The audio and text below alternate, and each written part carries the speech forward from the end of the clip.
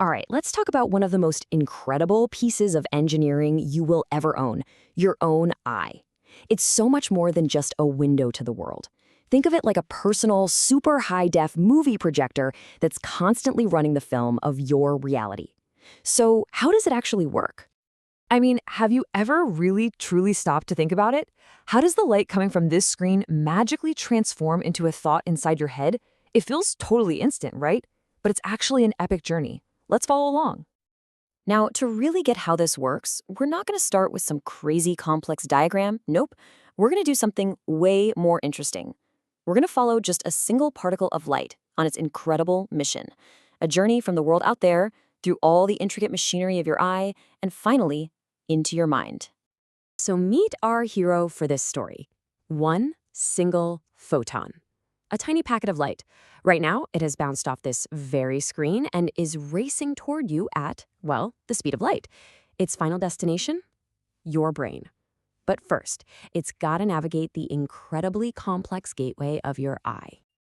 This first part of the journey is all about physics. The eye's job at this stage is to grab this photon, and of course millions of its friends, and bend them in just the right way so they land perfectly on their target at the back. So our little photon's path has three main checkpoints it has to clear. First, it has to pass through the cornea. Then, it needs to get permission in a way to enter through the pupil. And finally, its path gets totally fine-tuned by the lens. Let's break those down one by one. First up is the cornea. Now, this thing has two massive jobs. For one, it's the eye's protective shield, its front window, but it's also a total powerhouse lens. It does something like 70% of the initial heavy-duty bending of light that's needed to even begin focusing. Okay, next, our photon arrives at the pupil. The pupil's really just a hole, and it's controlled by the iris. That's the colored part of your eye. And it is an amazing piece of automatic adaptation. When you're in the dark, the iris yanks that pupil wide open, kind of like opening the floodgates to catch every single photon it possibly can. But in bright light, it slams that gate almost totally shut to protect all the sensitive machinery inside from getting overwhelmed. After squeezing through the pupil, our photon meets the lens. Now, if the cornea did the rough, grunt work of bending the light, the lens is the master artist. It actually changes its shape, getting thicker or thinner to perfectly fine-tune the focus, whether you're looking at something up close, like your phone, or something way off in the distance, like a mountain. Okay, our photon has made it. It's passed all three checkpoints. It's been bent, it's been focused, and now it is hurtling toward the back of the eye, to a place called the retina.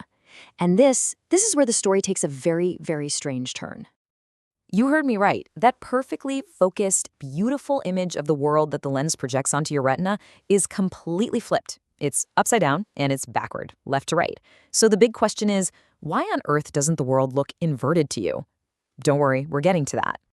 The reason, believe it or not, is just simple physics. Your eye's lens is a convex lens, kind of like a magnifying glass. And when light rays pass through a lens like this, they naturally cross over at what's called a focal point. That little crossover action is what flips the image. It's not a mistake or a flaw, it's just how optics work. So our photon is just about to land on the retina as one tiny part of this upside-down image. And what's waiting there to catch it? This. 127 million light-sensitive cells called photoreceptors.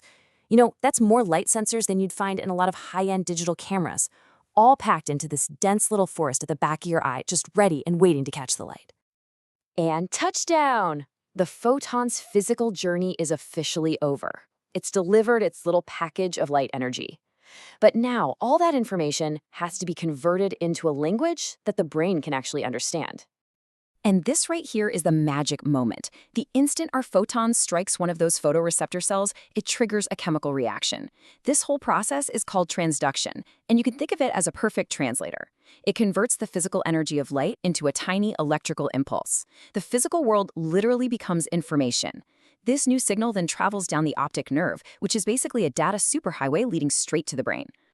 So, the electrical signal has now arrived, and it's about to be met by the true star of the show, the one that does all the heavy lifting to make sense of this bizarre, upside-down message. Your brain is the director of this entire production. And the brain gets to work immediately, kind of like a film editor in post-production. And its job list is just incredible. First things first, it effortlessly flips that upside-down image right side up, so you're not constantly walking on the ceiling. Then it takes the two slightly different signals coming from both of your eyes and masterfully stitches them together, which creates that seamless perception of depth and 3D space. And finally, it interprets all the patterns of light and color to tell you that you're looking at a screen or a tree or the face of someone you know. And this brings us to the absolute core truth of this whole process.